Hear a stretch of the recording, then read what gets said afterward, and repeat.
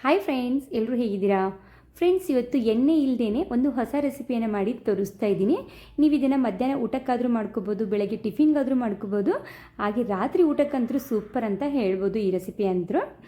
ಮೊದಲಿಗೆ ನಾನಿಲ್ಲಿ ಸಬ್ಬಕ್ಕಿಯನ್ನು ಚೆನ್ನಾಗಿ ಕ್ಲೀನ್ ಮಾಡ್ಕೊಂಡಿದ್ದೀನಿ. ನಂತರ ನಾನಿಲ್ಲಿ ಒಂದು ದೊಡ್ಡ ಗಾತ್ರದ ಸೌಂತೆಕಾಯನ್ನು ಚೆನ್ನಾಗಿ ತುರಿದ್ಬಿಟ್ಟು ತೊಗೊಂಡಿದ್ದೀನಿ. ಈ ಕಪ್ಲಿಂದಲೇ ನಾನು ಎಲ್ಲವನ್ನು ಮೆಜರ್ಮೆಂಟನ್ನಾಗಿ ಮಾಡ್ಕೊಂಡಿದ್ದು.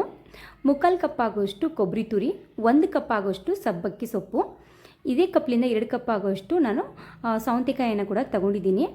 ಈಗ ಒಂದು ಅರ್ಧ ಕಪ್ ಆಗೋಷ್ಟು ಕಡಲೆಬೇಳೆ ನೆನೆಸಿಟ್ಟಿರುವಂಥದ್ದು. ನಂತರ ಇದಕ್ಕೆ ಕ್ಯಾರೆಟನ್ನು ಕೂಡ ತುರಿದು ಸೇರಿಸ್ಕೊಂಡಿದ್ದೀನಿ. ನಂತರ ಇದಕ್ಕೆ 1 ಕಪ್ ಆಗೋಷ್ಟು ಸಣ್ಣ ರವೆಯನ್ನು ಸೇರಿಸ್ಕೊಂಡಿದ್ದೀನಿ. ಉಪ್ಪಿಟ್ಟು ರವೆ ಅಂತೀವಲ್ವ ಅದು. ರುಚಿಗೆ ತಕ್ಕಷ್ಟು ಹಸಿಮೆಣಸಿನ್ಕಾಯಿ ಪೇಸ್ಟು, ಉಪ್ಪು, ನಂತರ ಕರಿಬೇವಿನ ಸೊಪ್ಪನ್ನು ಹಾಕಿ ಚೆನ್ನಾಗಿ ಮಿಕ್ಸ್ ಮಾಡ್ಕೊಳ್ಳಿ.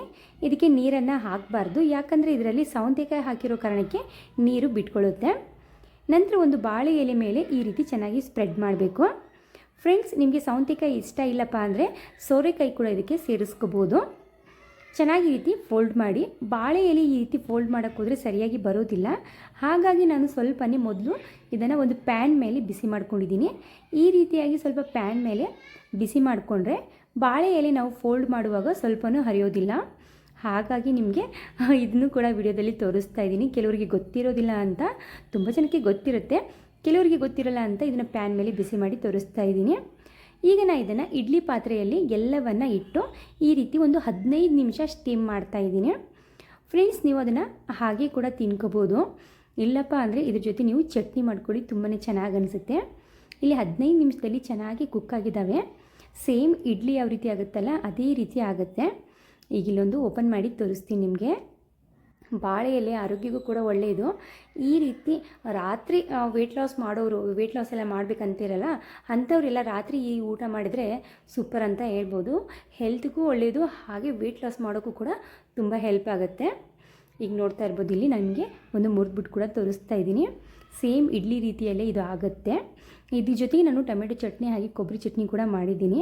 ಕೊಬ್ಬರಿ ಚಟ್ನಿಗಿಂತ ಟೊಮೆಟೊ ಚಟ್ನಿ ಅಂತೂ ಸೂಪರ್ ಕಾಂಬಿನೇಷನ್ ಅಂತ ಹೇಳ್ಬೋದು ಫ್ರೆಂಡ್ಸ್. ನನಗಂತೂ ಇಲ್ಲಿ ಟೇಸ್ಟ್ ಮಾಡಿದಾಗ ತುಂಬಾ ಇಷ್ಟ ಆಯಿತು. ಸೊ ವೀಕ್ಲಿ 1 ಟೈಮ್ ಆದರೂ ಈ ರೆಸಿಪಿಯನ್ನು ಮಾಡ್ಕೋಬೋದು. ಯಾಕಂದರೆ ಇದರಲ್ಲಿ ಸೊಪ್ಪು, ಸೌಂತೆಕಾಯಿ ಹಾಕಿರ್ತೀವಲ್ಲ, ಜಾಸ್ತಿ ತರಕಾರಿನೇ ಹಾಕಿರ್ತೀವಿ. ಹಾಗಾಗಿ ಫ್ರೆಂಡ್ಸ್, ಈ ವಿಡಿಯೋ ನಿಮಗೆ ಸ್ವಲ್ಪ ಏನಾದರೂ ಯೂಸ್ಫುಲ್ ಅನಿಸಿದರೆ, ಇಷ್ಟ ಆದರೆ ಇನ್ನೊಬ್ಬರು ಕೂಡ ಶೇರ್ ಮಾಡಿ. ಮತ್ತೊಂದು ವಿಡಿಯೋ ಜೊತೆಗೆ ಮತ್ತೆ ಸಿಗ್ತೀನಿ.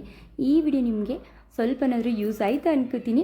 ನಮ್ಮ ಚಾನಲ್ನ ಸಬ್ಸ್ಕ್ರೈಬ್ ಮಾಡ್ಕೊಳ್ಳೋದನ್ನು ಮರಿಬೇಡಿ ಫ್ರೆಂಡ್ಸ್. ನಮ್ಮ ಚಾನಲ್ನ ಸಬ್ಸ್ಕ್ರೈಬ್ ಮಾಡ್ಕೊಳ್ಳಿ, ಹಾಗೆ ಪಕ್ಕದಲ್ಲಿರುವಂಥ ಬೆಲ್ಲೈಕನನ್ನು ಆಲ್ ಅಂತ ಪ್ರೆಸ್ ಮಾಡಿ. ನಾನು ಮಾಡ್ತಿರೋಂಥ ಪ್ರತಿಯೊಂದು ವಿಡಿಯೋನೂ ಫಸ್ಟ್ ನಿಮಗೆ ನೋಟಿಫಿಕೇಷನ್ ಆಗಿ ಬರುತ್ತೆ.